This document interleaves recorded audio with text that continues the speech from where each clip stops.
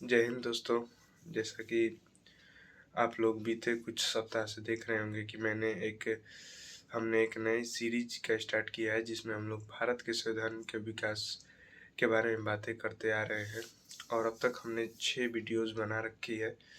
और पिछले वीडियो में हमने भारत परिषद अधिनियम 1909 तक का बात कर लिया गया था। आज हम इस वीडियो में भारत परिषद अधिनियम 1919 मतलब कि इसे मॉन्टेग्यू चेम्सफोर्ड सुधार अधिनियम भी कहा जाता है। तो आज हम इसके बारे में बात करेंगे। और अगर आपने मेरी पहली और पुरानी वीडियोस नहीं देखी है तो प्लीज़ जाकर उन्हें देखें, तब आपको आगे की बातें समझ में आएंगी। तो हमने पिछले वीडियो में बात की थी कि भारत परिषद अधिनियम 1909 में काफ़ी कुछ कमियां भी थी। तो इसमें हम बात करेंगे कितने कमियों को दूर किया गया और कितने और कमी जोड़े भी गए। तो चलिए स्टार्ट किया जाए। तो भारत परिषद अधिनियम 1919 जिसे हम लोग मॉन्टेग्यू चेम्सफोर्ड सुधार अधिनियम भी कहते हैं। सबसे पहले हम लोग प्रांत स्तर के बारे में बात कर लेते हैं। तो प्रांत स्तर के प्रशासन को 2 भागों में बांटा गया और इसे द्वैध शासन कहा गया। और द्वैध शासन के जनक को लियोनॉल कार्टिस के नाम से के उनके जाना जाता है। इसमें 2 भागों में बांटा गया, आरक्षित विषय और हस्तांतरित विषय।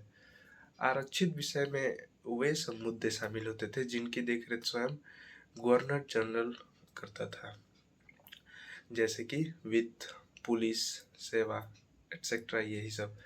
हस्तांतरित विषय में इनकी देखरेख गवर्नर द्वारा चुने हुए व्यक्ति करते थे, जैसे शिक्षा हो गया, कृषि हो गई, ये सब।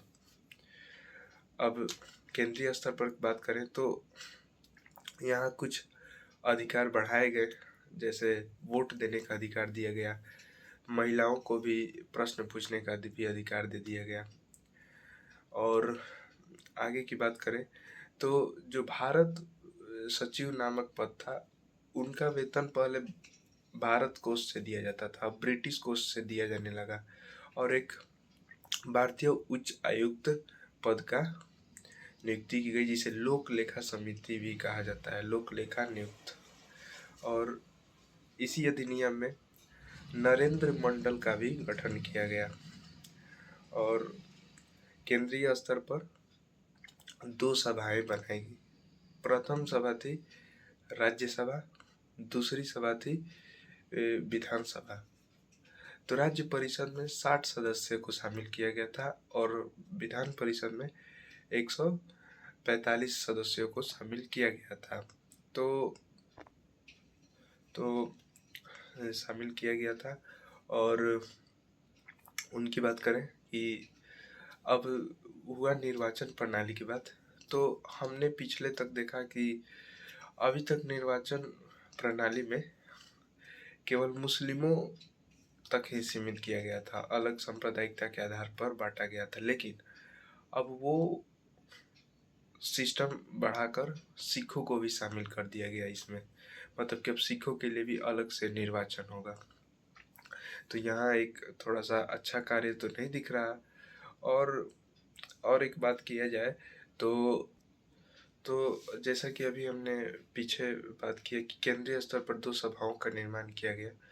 तो इस सभा में वित्त संबंधी मामलों को छोड़कर बाकी अन्य सभी मामलों में दोनों सदनों का यहाँ बराबर पावर रहता था। तो इतना हुआ 1919 के अधिनियम में। अब हम आगे की बात करेंगे अगले वीडियो में। लास्ट वीडियो एक और होगा 1935, भारत परिषद अधिनियम 1935। फिर उसके बाद ये हमारा सीरीज खत्म हो जाएगा। हालांकि अभी हम देखेंगे कि भारत परिषद अधिनियम में भी अभी काफ़ी सारी कठिनाइयां हैं। अब हम देखेंगे कि अब भारत परिषद अधिनियम 1935 में ये कठिनाइयां दूर होती हैं या ठीक हो जाती हैं। हम आगे की बात करेंगे अगले वीडियो में। तब तक के लिए आप सबका बहुत बहुत धन्यवाद यहाँ तक वीडियो देखने के लिए। अब अगर आप मेरे चैनल पर नए हैं तो प्लीज़ मेरे वीडियोज़ को देखें, कमेंट करें और मेरे चैनल को सब्सक्राइब करें। बहुत बहुत धन्यवाद। जय हिंद, जय भारत।